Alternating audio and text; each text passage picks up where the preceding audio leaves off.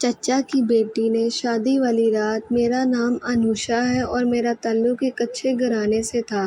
باپ غریب ضرور تھا مگر وہ ہمیں اپنی محنت کی کمائی کھلاتا تھا، جبکہ میرا ایک چچا تھا جو کہ ہم سے بہت امیر تھا اور اس کے بچے ہمارے مقابلے میں بہت بہتر زندگی گزار رہے تھے، مگر چچا کے ہاں حرام حلال کی کوئی تمیز نہ تھی۔ ابو حق حلال کی روزی روٹی کماتا کماتا وقت سے پہلے ہی بوڑھا ہو گیا تھا اور پھر دیکھتے ہی دیکھتے بیماری نے زور پکڑ لیا۔ ہمارے پاس اتنے پیسے نہیں تھے کہ ہم اس کا علاج کر پاتے اور پھر اس قسم پرستی کی زندگی میں ایک دن وہ بھی ہمیں اکیلا چھوڑ کر دنیا سے رخصت ہو گیا۔ گھر میں فاقوں کی نوبت آ گئی۔ میں گھر میں سب سے بڑی تھی اور میرے باقی بہن بھائی چھوٹے تھے۔ ایسے میں امی نے کہا کہ وہ لوگوں کے گھروں میں کام کر لے گی تاکہ گھر کا گزارا چلتا رہے، مگر میں نے امی کو کام کرنے سے منع کر دیا کیونکہ میں نہیں چاہتی تھی کہ میری امی بھی ابو کی طرح بیمار پڑ جائے اور ابو کی طرح وقت سے پہلے یہ دنیا چھوڑ جائے۔ اس لیے میں نے خود ہی نوکری کرنے کا سوچ لیا۔ میں نے FA کیا ہوا تھا اور میرے باپ کو شوق تھا کہ میں ڈاکٹر بنوں، مگر اب میرا باپ ہی نہیں رہا تھا اور نہ میرے پاس اتنے پیسے تھے کہ میں اپنے باپ کا سپنا پورا کر سکوں۔ اس لیے میں نے نوکری تلاش کرنا شروع کر دی، مگر میری تعلیم بہت کم تھی، مجھے کوئی بھی نوکری دینے کو تیار نہیں تھا۔ اس موقع پر امی نے کہا کہ تم اپنے چچا سے بات کر لو، شاید وہ کہیں پر تمہاری نوکری لگوا دیں، مگر یہ سن کر میں رونے لگی۔ امی، میں افضل چچا کی سکی بھتیجی ہوں اور وہ اپنے بھائی کے جنازے پر دیکھ کر گیا تھا کہ ہم اتنی مشکل میں ہیں، مگر اس کے باوجود وہ مڑ کر کبھی ہمارے گھر نہیں آیا اور نہ ہی اس نے کبھی پوچھا کہ ہم زندہ ہیں یا مر گئے۔ یہ سن کر امی کی بھی آنکھیں بھر آئیں۔ اس دن کے بعد امی نے چچا کے متعلق کوئی بات نہیں کی اور میں نے ایک فیکٹری میں نوکری کر لی۔ وہاں مجھے اتنی تنخواہ مل جاتی تھی کہ ہمارا گھر اچھا چلنے لگا اور امی بھی بے فکر ہو گئی، مگر ایک دن فیکٹری کے مالک نے مجھے کام کرتے دیکھ لیا اور وہ مجھے روز روز اپنے دفتر میں بلانے لگا۔ اس نے اب تک مجھ سے کچھ نہیں کہا تھا، مگر اس کے دیکھنے کا انداز میں جان چکی تھی۔ اس لیے میں نے ایک اور نوکری تلاش کرنا شروع کر دی تاکہ فیکٹری والی نوکری چھوڑ دوں۔ اس سلسلے میں میری ایک دوست نے مدد کر دی اور میں جلد ہی میں ایک اسکول میں پڑھانے لگی۔ فیکٹری چھوڑنے کے کئی مہینے تک مالک ایک لڑکی کو میرے گھر بھیجتا رہا تاکہ میں فیکٹری واپس آ جاؤں، مگر میں نے ہر بار انکار کر دیا اور بڑی مشکل سے میری جان چھوٹی۔ اسکول کی نوکری میں میری تنخواہ کم تھی مگر میں نے گزارا کر لیا۔ ویسے بھی میں اپنی چچا کی بیٹی کی طرح فیشن نہیں کرتی تھی، میں تو اسکول بھی جاتی تھی تو بالکل سادہ رہتی تھی، جبکہ میرے چچا کی بیٹی تو گھر میں بھی بن سنور کر رہتی تھی، اور کیوں نہ رہتی کیونکہ اس کا باپ امیر تھا اور وہ اس کے پیسے پر عیش کر رہی تھی۔ میرے باپ کے مرنے کے بعد میرے چچا بھی ہمارے گھر نہیں آئے، مگر ہم چچا کے دکھ سکھ میں اس کے گھر چلے جاتے تھے کیونکہ ابھی ہمارا خون اتنا سفید نہیں ہوا تھا۔ میرے چچا کی ایک ہی بیٹی تھی اور وہ میری دوست بھی تھی، مگر وہ امیر ہونے کی وجہ سے نخرے بھی کرتی تھی اور کیونکہ میں غریب تھی اس لیے اس کے نخرے بھی برداشت کر لیتی تھی۔ جب میں نوکری کر رہی تھی تو میں نے سنا تھا کہ چچا کی بیٹی امبر کا بڑا اچھا رشتہ آیا ہوا تھا۔ یہ خبر میں نے امی کو سنائی تو وہ بھی خوش ہو گئی اور وہ مجھ سے کہا کہ چھٹی والے دن مبارکباد دینے جائیں گے، مگر یہ سن کر میرا منہ بن گیا اور میں نے امی سے کہا میں نے آپ کو یہ خبر اس لیے نہیں سنائی کہ آپ چچا کے گھر مبارک دینے چل پڑے، وہ ہمارے گھر نہیں آتے تو ہم کیوں جائیں، مگر امی کہنے لگی پر ان لوگوں اور ہم میں کیا فرق رہ جائے گا۔ امی کی یہ بات سن کر میں چپ ہو گئی اور چھٹی والے دن امی مجھے زبردستی چچا کے گھر لے گئی اور جب وہاں گئے تو گھر میں تو شادی کی تیاریاں شروع تھی۔ یہ دیکھ کر تو امی بھی حیران رہ گئی کیونکہ امبر نے تو کہا تھا کہ اس کی اگلے ہفتے شادی ہے۔ یہ سن کر امی نے چچا سے گلہ کیا تو وہ کہنے لگا میں آپ کے گھر کارڈ دینے آ ہی رہا تھا کہ آپ لوگ ہمارے گھر آ گئے۔ چچا کی بات سے صاف لگ رہا تھا کہ وہ ہمیں بہلا رہا تھا اور میری بولی بالی امی بہل بھی گئی۔ اس وقت امبر اپنے سسرال والوں کی تعریف کرنے لگی کہ وہ بہت زیادہ امیر تھے اور مجھے شادی کے بعد الگ گھر لے کر دیں گے۔ یہ سن کر میں خاموش ہو گئی کیونکہ وہ مجھے جلانے کی کوشش کر رہی تھی اور مجھے اپنے زیورات اور کپڑے دکھانے لگی۔ میں کچھ دیر یہ سب دیکھتی رہی اور پھر گھر آ گئی۔ اور آتے ہی امی سے کہا کہ مجھے ایسے شو مارنے والوں کے گھر دوبارہ نہیں جانا۔ اس دن اپنی امی نے کچھ نہیں کہا اور چپ بھی رہی۔ شاید امی کو بھی یہ بات بری لگی تھی، لیکن 2 دن بعد ہی چچا ہمارے گھر آیا اور ہمیں شاپنگ کروانے لے گیا۔ میں تو نہیں جانا چاہتی تھی، مگر امی اور میرے چھوٹے بہن بھائی چچا کی گاڑی میں بیٹھ گئے اور مجھے بھی مجبوراً ان کے ساتھ جانا پڑا۔ اس دن چچا نے ہم سب بہن بھائیوں کو دل کھول کر شاپنگ کروائی اور جب گھر چھوڑنے آیا تو کہا کہ تم سب نے میری بیٹی کی شادی میں ضرور آنا ہے۔ اس دن امی نے کہا کہ تمہاری نوکری کی وجہ سے ہم تمہارے چچا کے گھر رہ تو نہیں سکتے، مگر ہر فنکشنز پر ضرور جائیں گے۔ اس دن امی اور میرے بہن بھائی بہت خوش تھے، اس لیے میں بھی ان کی خوشی میں خوش ہو گئی۔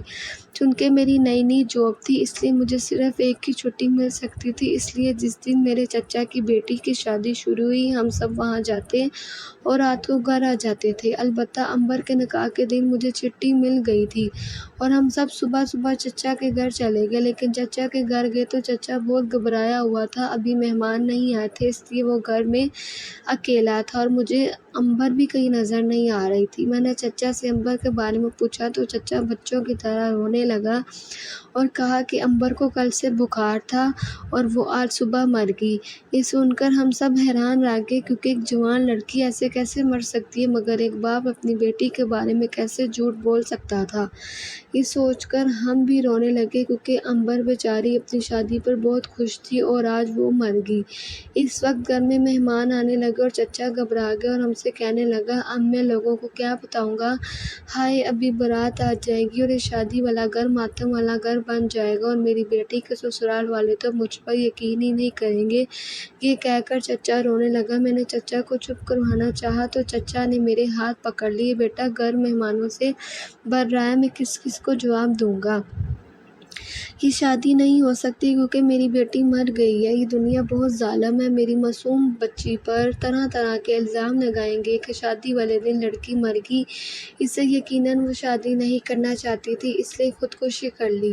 چچا کی بات سن کر میں نے اس سے پوچھا، چچا اب تم کیا چاہتے ہو؟ یہ سن کر چچا کہنے لگا، بیٹا میری عزت تمہارے ہاتھوں میں ہے، میری معصوم بچی پر الزام لگانے سے بچا لو اور اس کی جگہ تم یہاں شادی کر لو۔ تمہارے جانے کے بعد میں سب کو امبر کے مرنے کی خبر سنا دوں گا اور بعد میں لوگ میری بیٹی پر الزام نہیں لگائیں گے۔ سن کر میں حیران رہ گئی، ایسے کیسے ممکن تھا، میں کیسے ایک انجان بندے سے شادی کر لوں، مگر میرا چچا تو میرے قدموں میں بیٹھ گیا اور میں نے چچا کی عزت رکھنے کے لیے بنا دولہا دیکھے شادی کر لی اور اپنے سسرال آ گئی۔ میں نے چچا کی عزت رکھنے کے لیے شادی تو کر لی، مگر یہاں آ کر میں اپنے فیصلے پر پچھتانے لگی، کیونکہ مجھے دولہا دیکھ لینا چاہیے تھا، آخر یہ میرا حق تھا، مگر اب کیا ہو سکتا ہے، اب تو میں اس کے نکاح میں تھی اور یہ رشتہ نہیں توڑ سکتی تھی۔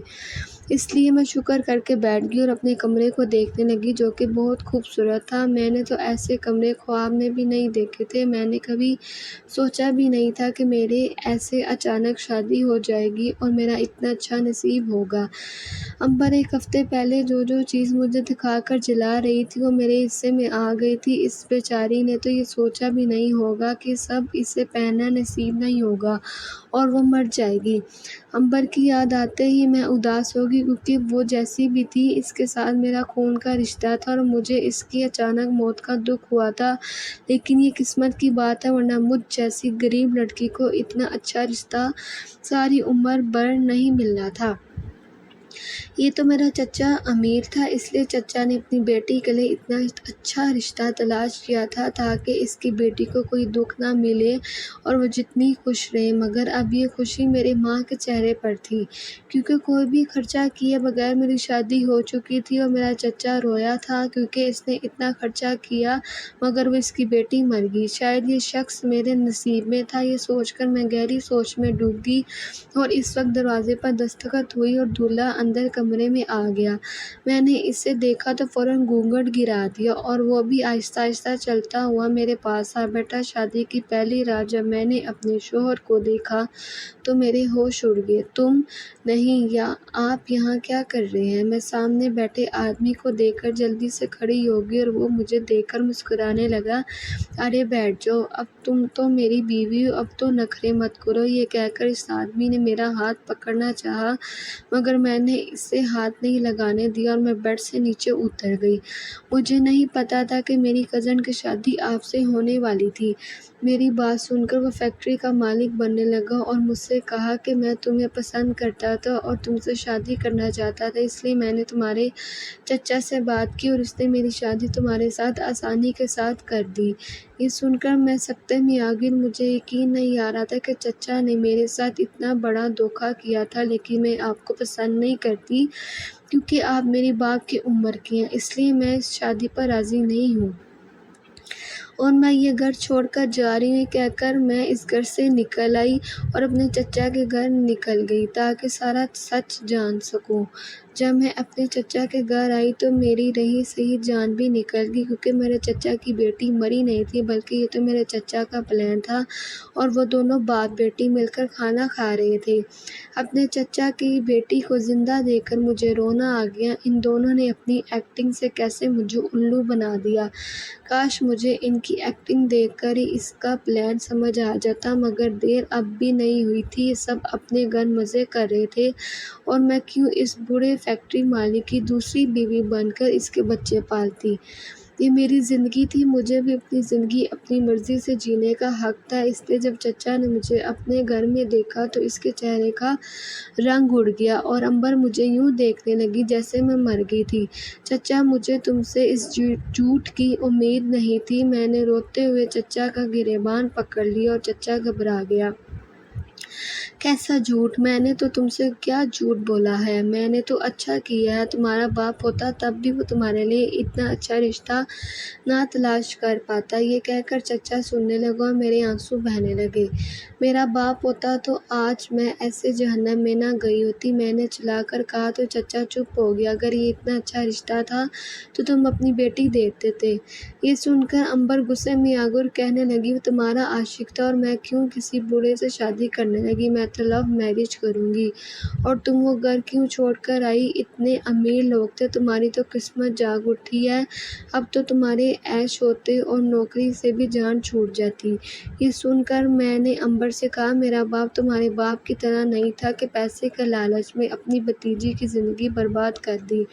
میرے باپ نے تو ہمیشہ ہمیں حلال رزق کھلایا اور نصیحت کی تھی کہ ہمیشہ خود کما کر کھانا اور لالچ نہ کرنا۔ یہ سن کر امبر تو خاموش ہو گئی، لیکن چچا کہنے لگا ہاں میں نے اس فیکٹری مالک سے پیسے لیے ہیں، اس لیے تم واپس سسرال چلی جاؤ کیونکہ میں اس کے دیے سارے پیسے خرچ کر چکا ہوں۔ یہ سن کر میرا پارا ہور چڑھ گیا اور کہا چچا تم نے پیسے لیے تھے، اب پیسے واپس کرنے کے لیے تیار ہو جائے کیونکہ میں تو اس بوڑھے سے طلاق لے لوں گی کیونکہ یہ میری زندگی ہے اور میں اس کی مالک ہوں۔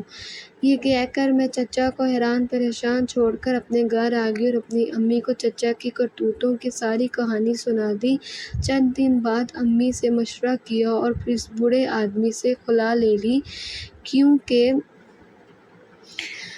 کیونکہ مجھے اپنے چچا کی طرح حرام پیسے کا لالچ نہیں تھا اور نہ میں اس بوڑھے کی بیوی بن کر اپنی زندگی تباہ کرنا چاہتی تھی۔ زندگی ایک بار ملتی ہے، اسے دوسروں کے فیصلوں سے نہیں گزارنا چاہیے۔